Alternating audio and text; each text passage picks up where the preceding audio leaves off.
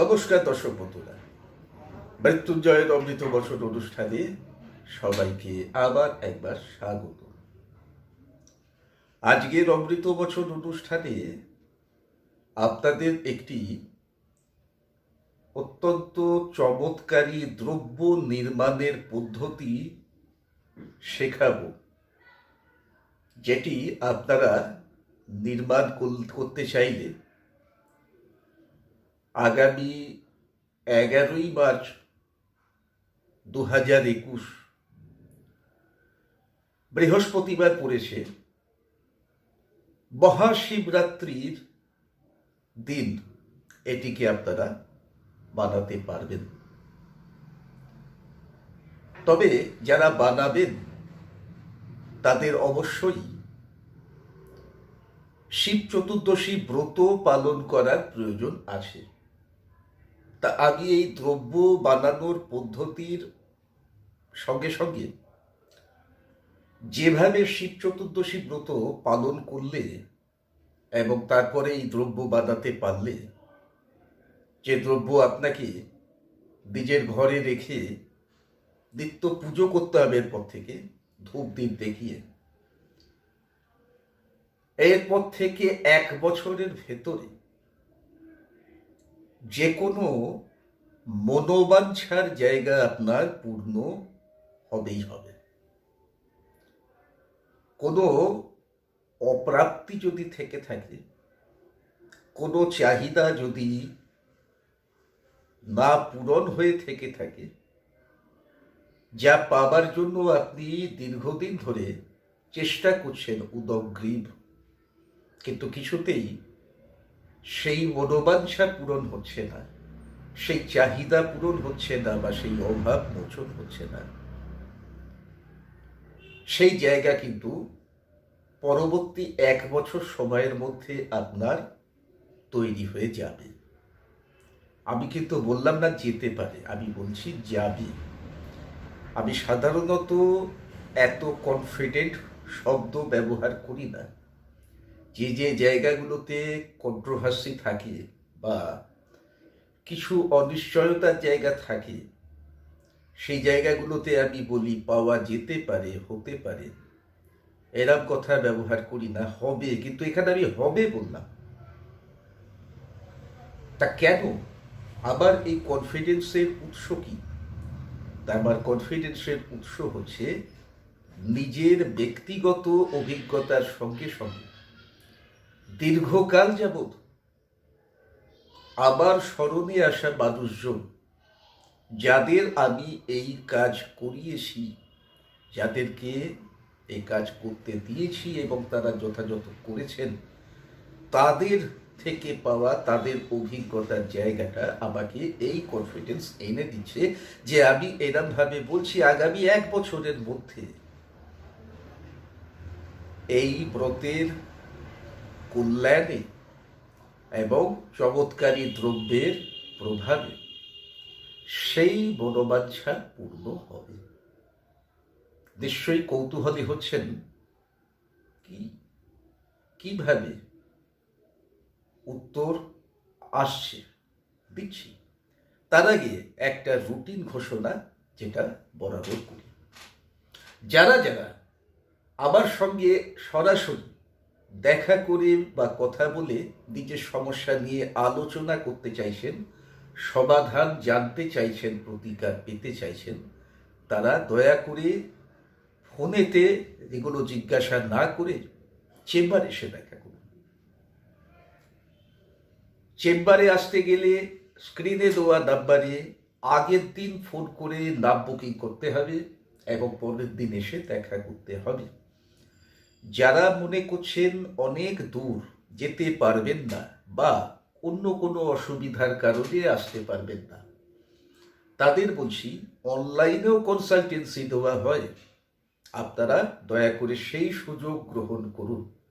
সরাসরি ফোন করে সমস্যার কথা শুনিয়ে প্রতিকার চাইবেন না।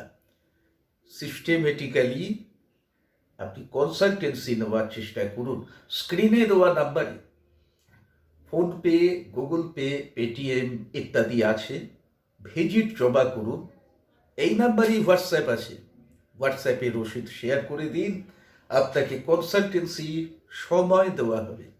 সেই সময়ে ফোনের মাধ্যমে সরাসরি নিজের বিষয় নিয়ে আমার সঙ্গে আলোচনা করে আমার থেকে পরামর্শ পেতে পারবেন। চলে আসছি আজকের টপিকে, শিব চতুর্দশী যোগে কিভাবে হতে পারে আপনার যে কোনো ন্যায়সঙ্গত মনোবাঞ্ছার পূরণ, অভাবের পূরণ, সংকট মোচন। যারা যারা এটা করতে চাইবেন তাদের সামনে দুটো অপশন। এক, যদি নিজে করতে পারেন সম্পূর্ণ নিজের প্রচেষ্টায়, খুব ভালো, এর থেকে ভালো কিছু হয় না, চেষ্টা করুন। যারা মনে করছেন করতে পারবেন না, আপনার পক্ষে এই ধরনের ব্যবস্থাপনা করা সম্ভব নয়, কিন্তু করতে ভীষণ ইচ্ছা মনে যাচ্ছে, তারা আমার কাছে এসে তারাপীঠে আমার উপস্থিতিতে ও আমার নির্দেশনায় তারা এই প্রয়োগ করতে পারে। কি করতে হবে? প্রথমেই আসছে শিব চতুর্দশী ব্রত পালনের কথা।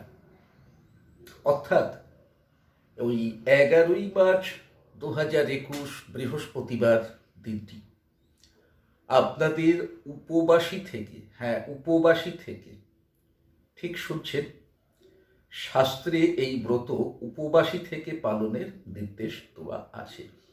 কিন্তু যাদের পক্ষে একান্তই সম্ভব নয়, তারা পুরোহিতের পরামর্শ নিয়ে এমনই কিছু আহার্য নেবেন যাতে করে ব্রতের যেটা বিশুদ্ধতা সেটা রক্ষিত হয়, নিয়ম রক্ষিত হয়, আবার আপনারও শারীরিক অবস্থার অবনতি না হয়।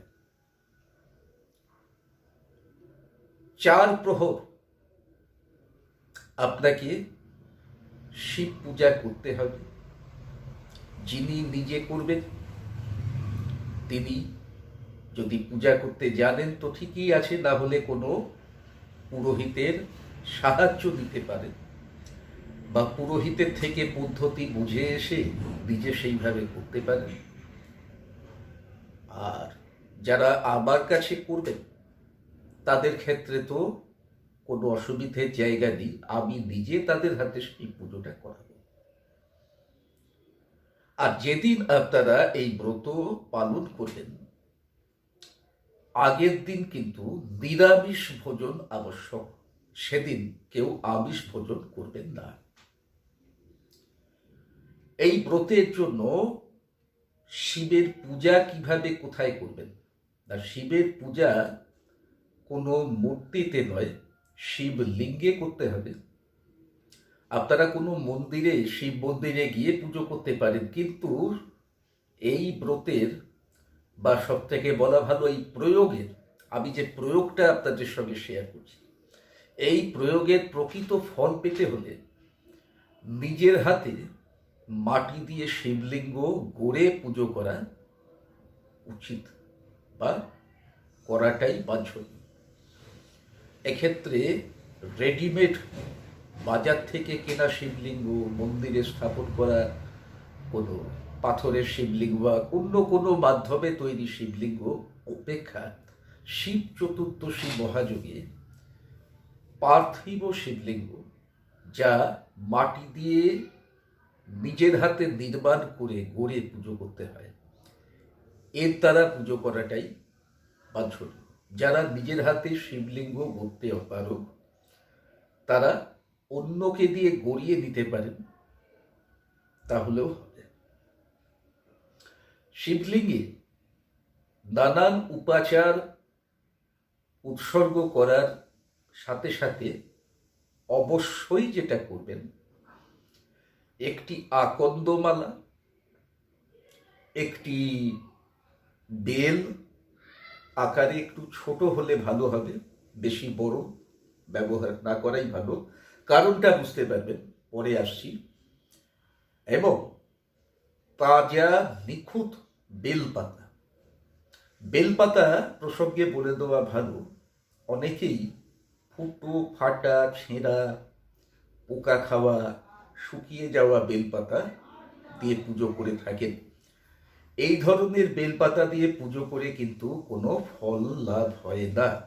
মহাদেব স্বল্পেই সন্তুষ্ট, তিনি একটি বেলপাতাতেই তুষ্ট, কিন্তু সেই একটি বেলপাতা যেন নিখুঁত হয়, কোনোভাবে সেটি ছেঁড়া ফাটা, পোকা খাওয়া, ত্রুটিযুক্ত যাতে না হয়, তাজা যেন হয়, এদিকে খেয়াল রাখতে হবে।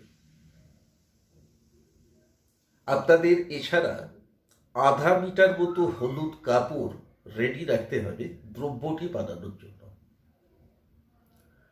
পুজো ছাড়াও এই ব্রত পালনের সময় যদি শিব সহস্র নাম পাঠ করতে পারেন, মহাদেবের স্তব স্তুতি করতে পারেন নানানভাবে, এবং এই শিব সহস্র নাম হোমে আহুতি করতে পারেন, তাহলে কিন্তু আরো ভালো। যারা নিজে নিজে কাজ করবেন তারা কতটা এটা করতে পারবেন আমি জানি না, তবে আমার অনুষ্ঠান স্থলে শিব সহস্রনামা হোম করানো হয়, এবং যারা যারা এই ব্রত পালন করবেন তাদের কাছে অপশনাল, তারা চাইলে এই যজ্ঞে অংশগ্রহণ করতে পারে। পূজা শেষে আসছে ব্রত উদযাপনের ক্ষণ। উদযাপনকালে আপনাকে ব্রতের পালন করতে হবে। সেটা কিভাবে? একজন সৎ ব্রাহ্মণ, হতে পারেন পুরোহিত, একজন ভিক্ষুক বা সন্ন্যাসী সর্বত্যাগী, ও যে কোনো একটি পশু, সেটি কুকুরও হতে পারে, এবং তারাপীঠ শ্মশানে পুজো হয়, আমরা কুকুরকেই সেক্ষেত্রে অ্যাভেলেবল বলে নির্বাচন করে থাকি। কি করতে হবে? এদেরকে আহার্য দ্রব্য দান করতে হবে ও দক্ষিণা দিতে হবে। তখন এবার কুকুরকে তো দক্ষিণা দেওয়া সম্ভব নয়, কুকুরকে কিছু আহার্য দিলেই চলবে, তার জন্য দক্ষিণান্তের প্রয়োজন নেই। কিন্তু যে ব্রাহ্মণ এবং ভিক্ষুক বা সন্ন্যাসীকে কোনো আহার্য দ্রব্য দান করলেন, সেটি যে কিছু হতে পারে, জরুরি নেই তাকে পাত পেরে বসে খাওয়াতে হবে।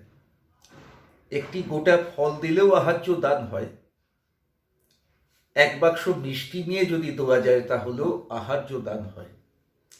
এটি একটা আচারের জায়গা, আনুষ্ঠানিকতার জায়গা, তাই এটিকে যেভাবে হোক আহার্য দ্রব্য দানের মাধ্যমে সম্পন্ন হয়েছে বলে মনে করা হয়, এবং সঙ্গে সাধ্যমতো দক্ষিণা যা আপনি দিতে পারেন। তবে এই জায়গায় আমি না বলে পাচ্ছি না, কিছু কিছু মানুষ সংকীর্ণ মনের থাকেন, তারা এই জায়গাটায় মানে একটু ইতস্তত করে। মন্দিরে গেলে পকেট থেকে খুচরো পয়সা বার করে দান বাক্সে ফেলে, আর মূর্তির কাছে হাত জোর করে দাঁড়িয়ে কোটি কোটি টাকা দেবার প্রার্থনা করে। খুব হাস্যকর। তো এই জায়গায় একটু যুক্তিবাদী হবেন। আপনার যতটা দান দিলে পরে আর্থিকভাবে অসুবিধা হবে না, আপনি সেরকমই অর্থ দান করবেন, কোনো এক্ষেত্রে বাইন্ডিংস থাকে না। কিন্তু থাকে না বলে ওই খুচরো 1 টাকা 2 টাকা দক্ষিণা দেবার চেষ্টা করবেন না। বাই দ্য ওয়ে, এরপরে আপনাকে পুজোস্থল থেকে আপনার নিবেদন করা আকন্দ মালা, বেল ও বেলপাতা, এই 3টি দ্রব্য সংগ্রহ করে নিতে হবে। হয়তো ভাবছেন, যেখানে বহু লোক পুজো করে গেছে সেখানে আমি আমারটা খুঁজবো কি করে? যারা এককভাবে পুজো করবেন তারা তাদেরটা পেয়ে যাবেন। সেখানে আর কারোর থাকবে না, তারই থাকবে। কিন্তু যারা কোনো মন্দিরে গিয়ে পুজো করবেন বা আমার কাছেই আসবেন পুজো করতে, তারা যদি বানাতে চান, তারা সেক্ষেত্রে একটি আকন্দ মালা, একটি বেল এবং একটি বেলপাতা, সেটা যারই নিবেদন করা হয়ে থাকুক, ঈশ্বরকে নিবেদন করা হয়ে গেছে মানে তা ঈশ্বরের প্রসাদ। সেটা তখন রাম শ্যাম যদুমধু কারুর নয়, তা তখন ঈশ্বরের প্রসাদ। তাই সেটিকেই নিজের মনে করে তুলে নেবেন, বাবার অনুমতি নিয়ে, বাবা তোমার অনুমতি নিয়ে তোমার প্রসাদ গ্রহণ করলাম। এরপর আসছে দ্রব্যটি বানানোর পদ্ধতি। ওই হলুদ কাপড়ে এই তিনটে দ্রব্য একসাথে রেখে একে ভালো করে মুড়ে একটা পোঁটলা বাঁধাতে হবে। পোঁটলাটা বানানোর সময় তাতে 7টা বা 5টা বা 3টে গাঁট মারবে, জোর সংখ্যায় নয়, বিজোড় সংখ্যায়। একটা মারলে খুলে যাবে, তাই একটার প্রসঙ্গই এলো না। ন্যূনতম 3টে বা 5টা বা 7খানা গাঁট বেঁধে এই পোঁটলাটা প্রস্তুত করতে হবে। এটি হলো সেই চমৎকারী দ্রব্য যেটিকে আপনাকে নিজের ঘরে রেখে পূজাস্থলে নিত্য ধূপ দীপ দেখিয়ে তাকে পুজো করতে হবে এবং সেখানে বসে সম্ভব হলে রোজ 108 বার ওম নমঃ শিবায় পঞ্চাক্ষরী এই মহামন্ত্র জপ করে যে মনোবাঞ্ছা নিয়ে ব্রত পালন করেছেন, অবশ্যই একটা রাখবেন। কখনোই একসঙ্গে একাধিক মনোবাঞ্ছা নিয়ে আসার চেষ্টা করবেন না। জানি চাহিদার কোনো শেষ নেই, কিন্তু পাওয়ার জায়গাটা লিমিটেশন ছিল, আছে, থাকবে। একটি চাহিদার জায়গা জানিয়ে প্রার্থনা নিবেদন করে ব্রত পালন করবেন এবং এরপর থেকে প্রত্যহ এই দ্রব্যে পুজো করে তার সামনে সেই নিবেদন কন্টিনিউ করে যাবেন, সেই প্রার্থনা রাখবেন, পুনরায় রাখবেন, বারবার রাখবেন। এটা আমার অভিজ্ঞতায় আছে, যারা যারা করেছেন তাদেরও অভিজ্ঞতায় জায়গাটা তারা পেয়েছেন। আর যারা আগামী দিনে করতে চলেছেন বা করবেন, এই অনুষ্ঠান দেখে মনে করছেন করবেন, নিজে হোক, কোনো শিব মন্দিরে গিয়ে হোক বা আমার কাছে এসে হোক, তারাও, আমি 200% শিওর, 1 বছরের ভেতর তারাও সেই অভিজ্ঞতা অর্জন করবেন। আমি এতটাই কনফিডেন্স হয়ে কথাটা বললাম। কিন্তু মন সাচ্চা রেখে কাজটা করবেন, মনে কোনো মারপ্যাচ রেখে, কোনো দুরভিসন্ধি রেখে কিছু পাবার চেষ্টা করবেন না। এবং ব্রত পালন মানে আপনাকে কিন্তু সেই সময় নিজেকে সম্পূর্ণভাবে ঈশ্বরের চরণে সমর্পণ করে দিয়ে আপনাকে প্রার্থনা নিবেদন করতে হবে। এখানে কোনো রকম কম্প্রোমাইজেশনের কোনো জায়গা নেই। শেষ করার আগে একটা আরো জরুরি খবর না দিয়ে দিলে নয়। এই শিব চতুর্দশী উপলক্ষেই ওইখানে আমার কর্মস্থানে অনুষ্ঠিত হবে সর্বসমস্যা মুক্তি মহোৎসব। তা সেটা কি, আমি এই নিয়ে একটা ভিডিওই প্রকাশ করেছি আলাদা করে, আমি ডেসক্রিপশন বক্সের লিঙ্ক দিয়ে দেবো। যারা যারা দুস্থ, অসহায়, আর্থিকভাবে অক্ষম মানুষ আছেন, তারা জ্যোতিষীর কাছে ভিজিট করলেও জ্যোতিষীর দেয়া প্রতিকার নিয়ে উঠতে পারেননি। বহু মানুষ তো আমার কাছে এসেই খালি হাতে ফিরে গেছে, প্রতিকার নিতে পারেননি, করাতে পারেননি, কারণ তারা সেই ক্যাপাসিটি রাখেন না। কোনো মতে ভিজিটটুকু পে করে তারা দেখাতে পেরেছেন, নিজের সমস্যা জানতে পেরেছেন, প্রতিকার করতে পারেননি এখন। তা এই মানুষরা যাতে সহজ সরল শর্তে ন্যূনতম ব্যয়ে তাদের সমস্যার প্রতিকার পেতে পারেন, এই উদ্দেশ্যে আমি যেমন মাঝে মাঝে সুযোগ নিয়ে আসি এবং প্রতি বছরই শিব চতুর্দশীতে এই অনুষ্ঠানের আয়োজন করে থাকি, এবারও তার ব্যতিক্রম হচ্ছে না। যে কেউ নিজের একটি মাত্র সমস্যা, মনে রাখুন, আপনার যদি ছকে একাধিক সমস্যাও থাকে, আপনি এই সুযোগ কেবল একটি সমস্যা যেটি আপনি চাইবেন বা যেটি আপনার কাছে সব থেকে পীড়াদায়ক বলে মনে হবে, সেই সমস্যা স্থানের সুনিশ্চিত এবং স্থায়ী প্রতিকার এই দিন আমার কাছে এসে পেতে পারেন মাত্র এবং মাত্র ৩,০০০ টাকা ব্যয়। এছাড়া যাদের কোনো গ্রহদোষজনিত সমস্যা নেই বা জ্যোতিষিক কোনো প্রতিকার দেবার বা পাবারও যাদের জায়গা নেই, কিন্তু কোনো অন্য কঠিন সমস্যায় ভুগছেন, যার জন্য তন্ত্রের শট ক্রিয়ার বিভিন্ন ক্রিয়ার প্রয়োগের প্রয়োজন আছে এবং যা ব্যয় সাপেক্ষ, তাই করাতে পারেননি, করতে পারেননি, তাদের বলবো, তাদের সেই সমস্যা মুক্তি বা কোনো অভাব মোচন, কোনো সংকট মুক্তিকে নিজের মনোবাঞ্ছার জায়গায় রেখে এই চমৎকারী দ্রব্য বানিয়ে দেখুন। অবশ্যই আমার কাছে আমার কাজের অনুষ্ঠানে এসে যোগদান করুন, আমার নির্দেশনায় শিব চতুর্দশী ব্রত পালন করুন, হোমে অংশ নিন এবং এই দ্রব্য নির্মাণ করে ঘরে নিয়ে যান। 1 বছরের মধ্যে কিছু না কিছু উপশমের জায়গা, কিছু না কিছু স্বস্তির জায়গা আপনার জন্য আসবেই আসবে, এটা আমি অ্যাসিওর করতে পারি। তো বন্ধুরা, যারা যারা এই অনুষ্ঠান দেখে কোনো কিছু জানতে বা এই সুযোগ নিতে, এই স্কিমের বা পুজোয় অংশ নিতে ইচ্ছুক, ইচ্ছা প্রকাশ করছেন, স্ক্রিনে দেওয়া নাম্বারে 7ই মার্চ 2021 তারিখের মধ্যে যোগাযোগ করে নিজের নাম নথিভুক্ত করুন।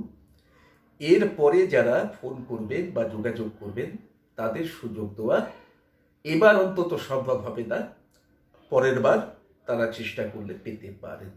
আজকের অনুষ্ঠান এখানে শেষ করছি, ফিরে আসছি শীঘ্রই নতুন অনুষ্ঠানে নতুন বিষয়ের সঙ্গে নিয়ে। জয় মা তারা, জয় মহাকাল।